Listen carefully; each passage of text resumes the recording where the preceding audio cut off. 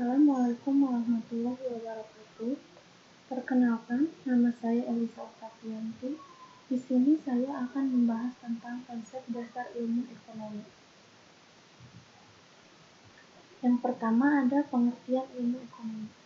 Ilmu ekonomi adalah ilmu yang mempelajari perilaku manusia dalam memilih menciptakan kemakmuran.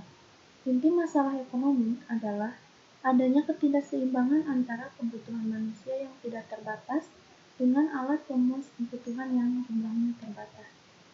Permasalahan tersebut kemudian menyebabkan timbulnya kelangkaan. Masalah ekonomi yaitu terbatasnya sumber daya dibandingkan dengan kebutuhan manusia yang bermacam-macam dan tidak terkendali.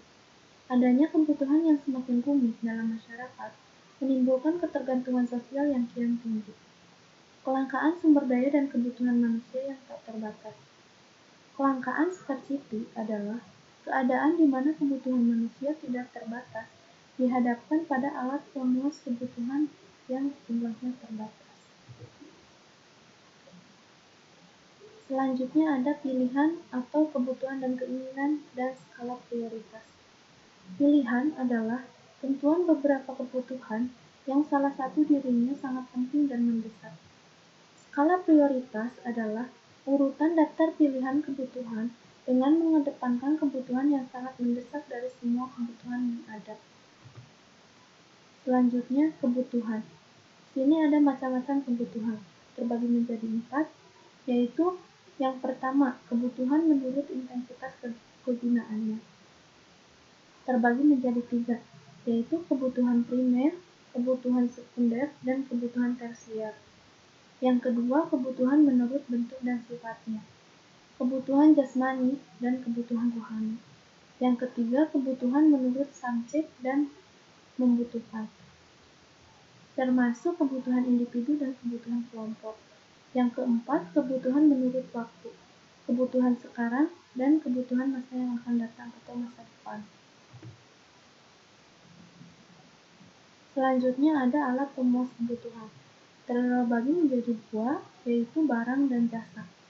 Barang dapat diartikan berupa segala sesuatu yang berwujud, dapat dilihat dan diraba. Misalnya, perabotan rumah tangga, perlengkapan sekolah, perlengkapan elektronik, dan lain-lain. Yang kedua, jasa.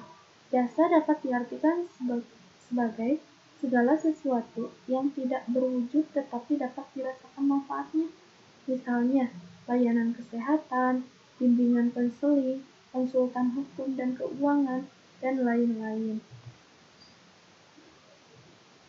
Selanjutnya ada biaya peluang.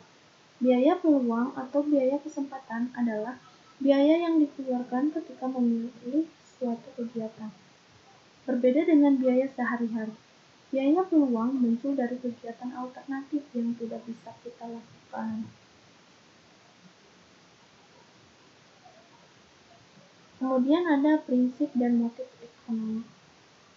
Prinsip ekonomi adalah panduan dalam kegiatan ekonomi untuk mencapai perbandingan rasional antara pengorbanan yang dikeluarkan dan hasil yang diperoleh.